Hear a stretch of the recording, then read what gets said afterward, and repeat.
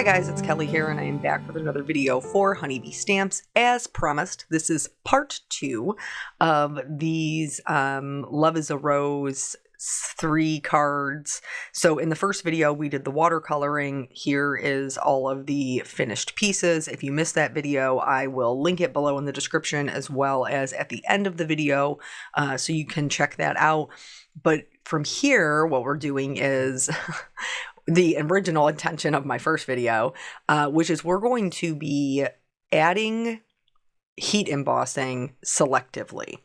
So one of the first ways and easiest ways that you can add heat embossing to an image is to stamp it that way to begin with. So here I did not stamp my window with a frame that had a heat embossed edge, but I wanted to add it in after the fact. So with the help of a stamp positioner, in my case the Misty, I am going to line it back up, treat it with my anti-static tool, and then stamp it down in our gold metallic ink. This is Honeybee's. It's one of my favorite gold pigment inks. It works beautifully every time. So I'm just going to ink it up like regular. And you could have, like I said, you could have done this from the beginning if that was something that you knew you wanted to do. I didn't know I wanted to do it. I was adding it after the fact. And so thankfully we have the invention of the Misty, and I have no issue adding it in there. So since I treated it with my anti-static tool, I didn't really have any issues of the embossing powder sticking where I didn't want it to. If you did, you always have the option to clean it up with a paintbrush. The pick tool works well. If you just have like one or two little ones that you need to pick up. So here I'm just heat setting this until it is smooth. You can see it lined up pretty perfectly. We still have the watercolor that we added to the actual image. This is just putting in the lines and adding a fun metallic accent. This is true. All of these tips are true for any heat embossing, but I am using it to add specifically metallics. The next way that we're going to add the metallics is going to look very similar to the first, and the fact that we're going to go back in and we are going to line up the same image using our stamp positioner. So I'm just making sure that it's lined up. I like to stand up and look at it directly from the top to make sure all of my lines are lined up. And then here, I'm going to be inking it up. Now, I'm not overly concerned about where the ink is getting because we stamped in the no line coloring ink, the images. So the gold isn't going to be, it isn't going to be anything that you're really going to be able to see. But I am trying to make sure that I'm inking well the areas that I do want the embossing powder to be. So I am stamping that down. I'm stamping it twice because, again, I want to make sure everything is covered, and I'd rather stamp it twice and stamp lightly than stamp it once and press hard and blow out my lines. So now we're going to add that same gold heat embossing, but instead of just leaving it and, knocking off the excess and heat embossing the whole image, because I don't want the gold where my flowers are. I just want it on the bird cage. I'm going to go in with a paintbrush, a dry paintbrush, and a smaller one I find usually works better. And I'm just going to go in and I'm going to knock off the embossing powder anywhere that I don't want it. So I am just scooping it kind of off to the side and then knocking it right off of the edge. It did get a little tricky around, because the leaves are pretty thin. The smaller accent leaves are pretty thin. And I didn't want to not heat emboss part of the cage. So there are some areas on my leaves that do still have a little bit of gold heat embossing, but it didn't bother me any. However, the flowers have basically none. The flowers in the larger leaves have none. I was able to knock off all of that. And so it leaves me with a gold, basically a gold bird cage, and not gold heat embossed images. I like watercoloring heat embossed images, don't get me wrong, but it's a totally different look than the no line watercoloring look that I was going for. So if you prefer to heat emboss all of the images, that's fine, but I specifically wanted to show how I put gold heat embossing on some areas, but not on others, and the ways in which I have found to do so. So this is one of the ways, and again, this will work for the vast majority of images. You just go in with that paintbrush and kind of clean everything up. This does take a little bit of time, especially if you have more detailed images like the ones in this stamp set. But to me, it's totally worth it to have that super gold, metallic, beautiful birdcage. Here, I got a little overzealous and I knocked off too much of it. I knocked off the outline on the handle of the birdcage. So I just got my embossing powder back out, dumped it, just back on that little bit, and, was able to clean that up. If you knock off too much, it will still stick to the embossing powder. Here, I've switched brushes. Originally, I was using a number 2 round brush. This is a flathead, which made just getting in between the lines a little bit easier anywhere I needed to clean up. Once you're happy with the way it looks, you're just going to heat set it like normal, and then you too will also have a beautiful gold or silver or whatever bird cage that will shine, and flowers that will not. So the third way that you can add them, and add it only in specific areas, is using a marker. So I have the Distress embossing markers. This comes in a pack of 2. One is a brush nib and one is a bullet nib. It gives you 2 options for adding your details. Versamark also has one that you can use. So here, this is how I'm going to add the gold accents to these book images. So I'm going to use the bullet nib, and I am going to go in and add kind of like a gold foil to the pages, like that maybe you would see from the side of the book. I'm not adding it everywhere because I still want you to very clearly see, the pages. But I am going to add it specifically to the tops of the sections, like the page sections. And then also I added a little bit into the center where like the book binding is. This was super easy to use. Like I said, for this one, I used the bullet nib, which I actually expected to be finer, but it wasn't. It's not too here. There was one that I missed. So I just went back in and added it, and then added more embossing powder, and I had no issues. And again, because we treated with our anti-static tool, there wasn't really too much to clean up.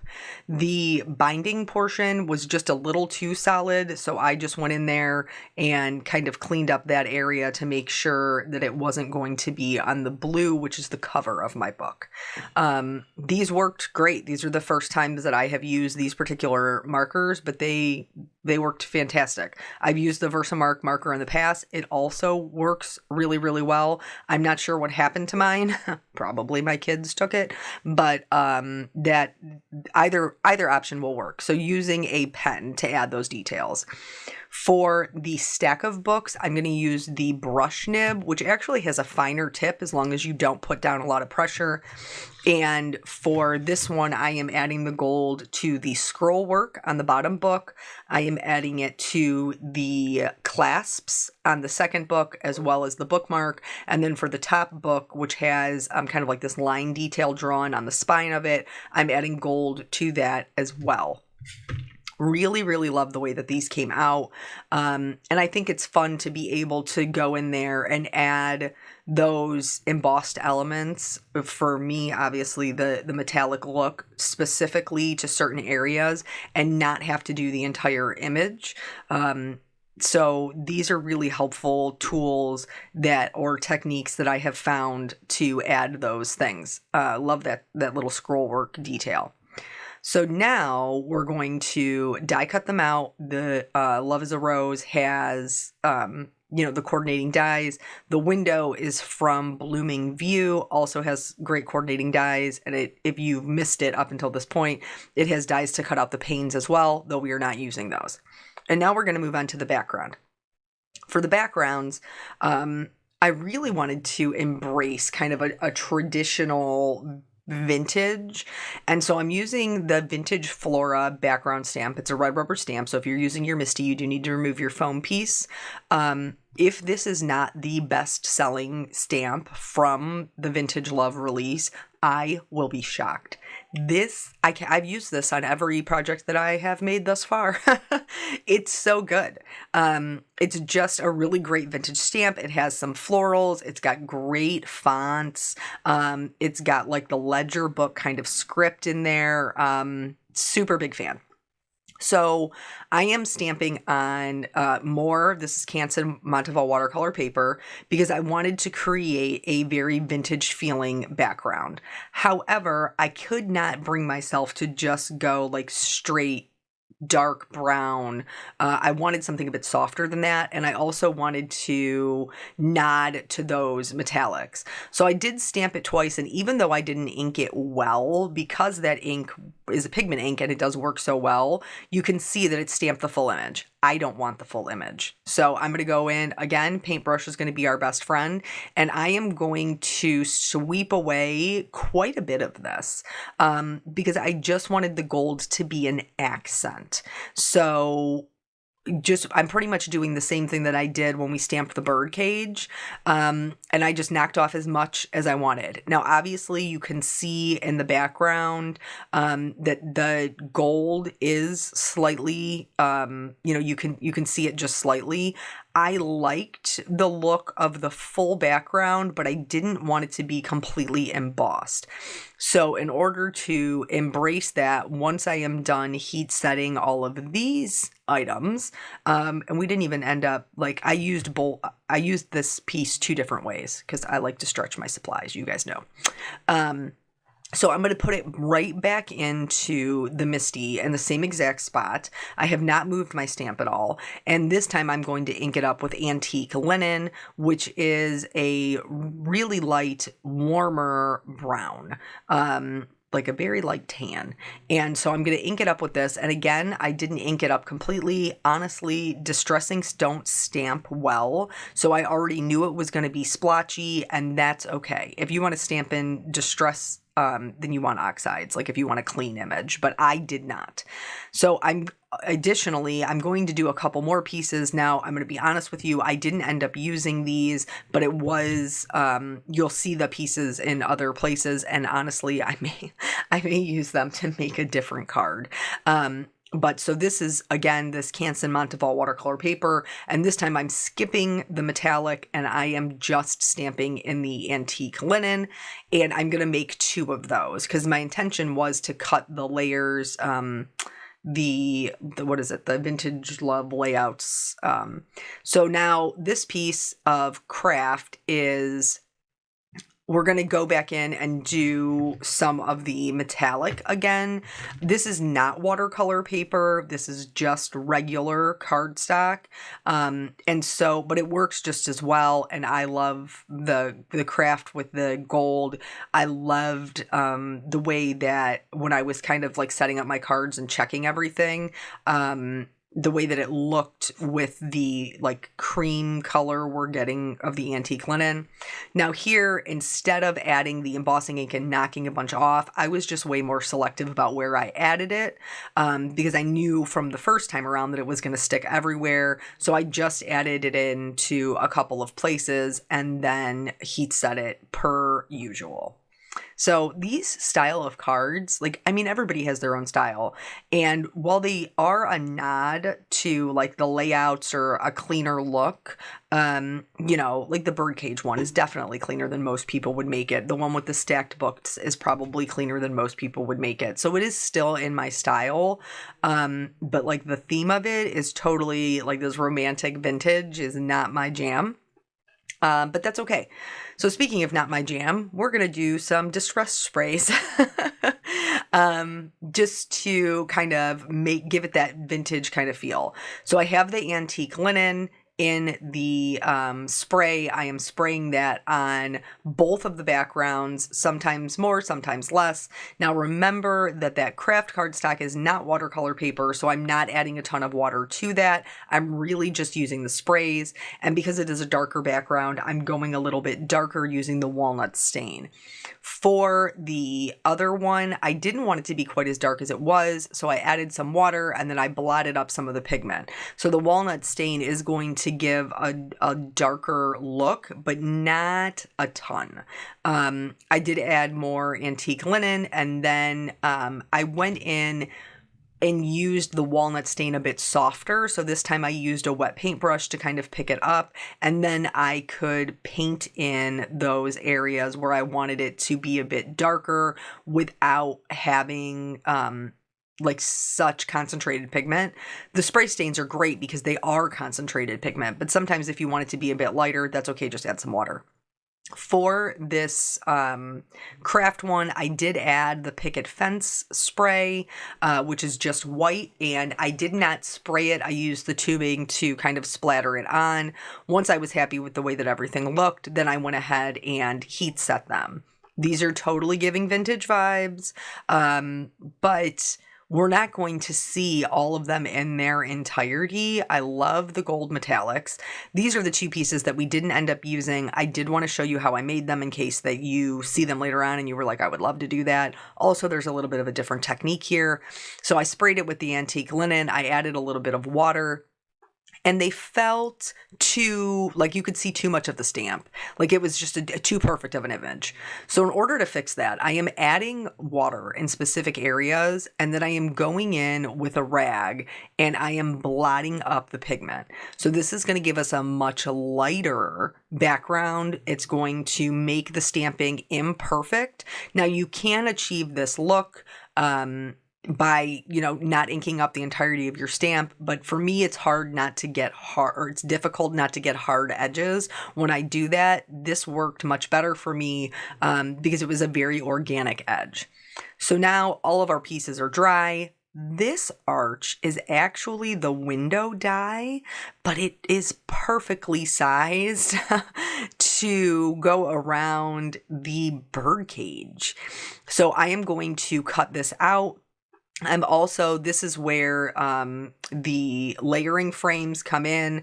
I cut the largest layer and the second largest layer out of those two pieces that I did not end up using, though you can see them in the photos, because I thought I was going to use them to begin with. I needed something to put my book on, so I pulled out the builder frame die, and I found one that fit my book. So I'm going to cut that out of craft, and then I will add a little bit of inking to it as well, just to make everything go together. The fall layering frames have a beautiful, like kind of detailed edge. It's one of my favorite layering sets that they've done. And so I used that on just a white piece of cardstock that had the same window frame cut out of it. The white is a little bit too stark since we have all of these like creams and ivories and crafts. And so I went in with antique linen and I just went around the edge. This is going to help highlight that detail from the die, and also, just pare down our brightness a bit. The clean white was just a bit too bright for the vintage look that we're going for. For the little shelf, I added antique linen, just kind of in general all over. And then to the bottom half of it, I am also going to add a little bit of ground espresso. And this is just going to help darken it up so that it matches everything else that's going on with the card. The last way that I will be adding any sort of metallics, like just kind of selective adding, is to give this piece of craft a border. This is trimmed down. It's just 1/8 of an inch smaller than an A2 size card because I wanted to have a white border. But I'm adding some shading to make it just a little bit more interesting. However, keep in mind, because I completely did not, that distress inks are made to stay wet longer and they're made to emboss with. So if you want all the control over where your embossing powder goes, then make sure you heat set it first. I didn't. And so that did mean I had to do a little bit of cleanup, but it was no big deal. So I'm taking the gold ink pad, I'm rubbing it on the edges, and I like a slight amount of gold, but a very organic edge. You'll see when I put this on here that a lot sticks to it, which is not what I was going for. But that's okay. It's sticking to the distress ink. That's why it is what it is. So I'm going to go in just like we've done before with the paintbrush.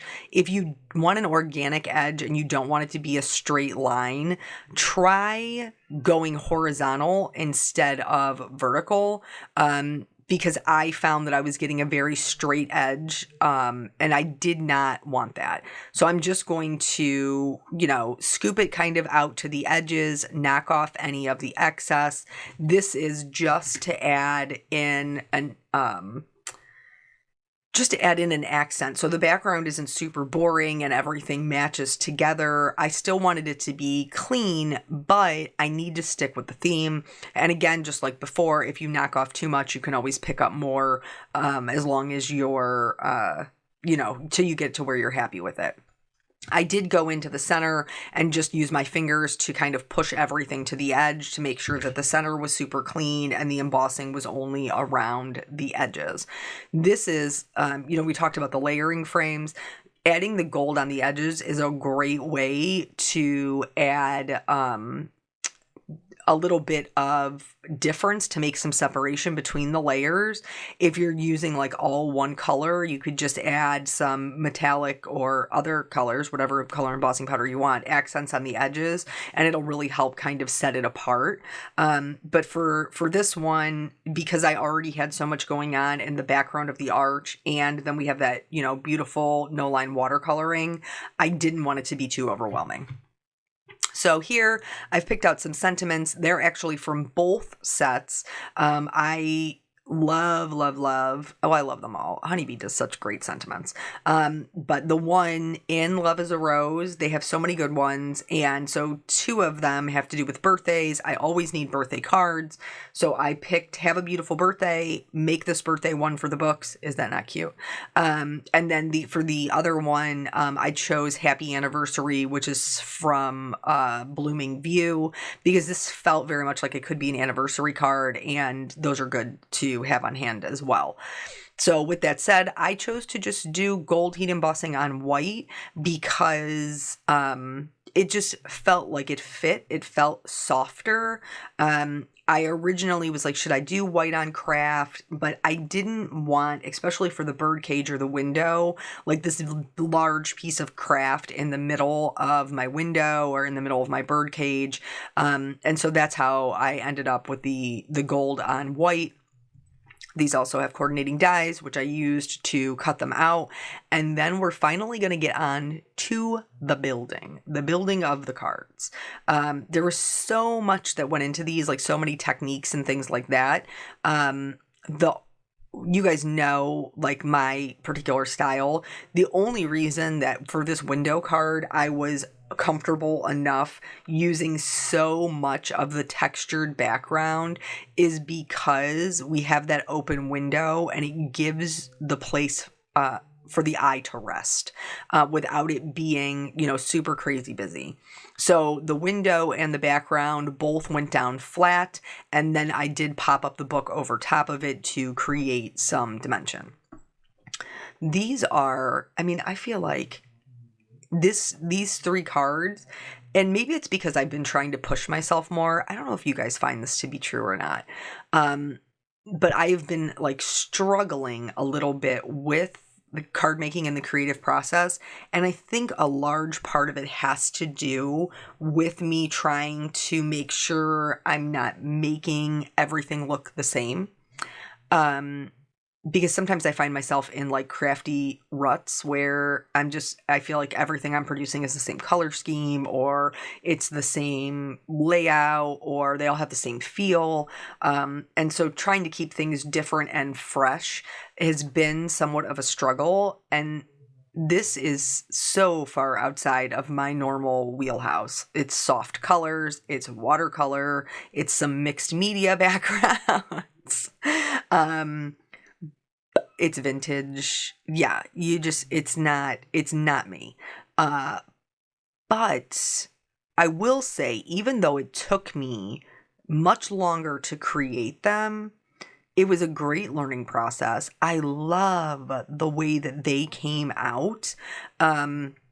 Even though, like, if I was a person who didn't know me and I looked at them, I wouldn't say, oh, those are for sure Kelly cards. It is kind of a veer left from what I would normally do, but I'm really, really glad that I took the time to make them, because the stretching and the growing and the progressing on our art journeys happens when we try new things. So did you see all the painting on the background? That's because my daughter, little Jelly Bean, came to visit me in the craft room, and so I let her play with my watercolors, and but I'm also too cheap. P.S. By the way, don't be offended by the word cheap. I think in one of my more recent videos, I had said something like, I'm still a cheap chicken. And somebody was like, oh, it's not cheap. It's creative. It's not cheap. It's sensible. It's not cheap. Like, I am cheap and I'm not offended by it. I'm not, it's okay. I don't think it's a bad thing to be cheap. Like, I just pay attention. That's all. So anyway, but like the growing and stuff, I think totally makes it worth it, even though sometimes it does take a little bit longer because it is something new and something different. You can learn so many lessons that you can then apply to your own style that maybe you use more often. So these were fun to do something different. So I would encourage you to try something that's maybe a little bit outside of your wheelhouse. I think that you will be pleasantly surprised with the end result. So for this one, which is the bird cage, I went ahead and popped up the frame. Here I am adding some glue to the foam tape because I wanted to make sure that I had enough wiggle room time-wise before everything was adhered down. If you don't put the liquid glue on the foam tape, I mean, it's where it touches is where it sticks. So to make sure that I was going to have time to move things around if I needed to, with the frame and with the bird cage, to make sure it was all lined up, then that, like, the liquid glue is just a savior for me putting that on there. And then obviously I have a real problem with adding too much foam tape. I don't know why. Yes, I do. I don't want it to be flimsy. I want it to be securely attached. And even though most of the time I put down twice as much foam tape as needed, it makes me feel good. It makes me feel good that it's not going to go anywhere, and it's going to be flat, and it's going to be securely attached to my card. So like I said, that arch is for the window, but the birdcage fits pretty nicely in there, which I love. I love that you could use those together and get even more out of that die. This is the Have a Beautiful Birthday sentiment, and I adhered it flat, but also a little bit off to the left, because on the bottom right, I have those leaves that kind of come over, so they balance each other out. There are always with every release, pearls and rhinestones. And I originally pulled out both. I wasn't sure which I wanted to use. And the pearls just felt like softer and more romantic. This entire video, I did not know where my reverse tweezers were. And I wasn't even a person who a year ago used tweezers. But now I was... I was like, so where are they? Like, I'm having such a hard time. So I ended up using my Honeybee release tool. It's like the little pick tool to add my pearls. And it worked well, but I definitely was missing my tweezers for sure.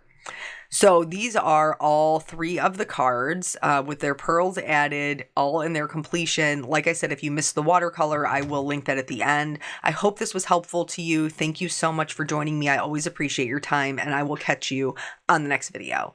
Bye.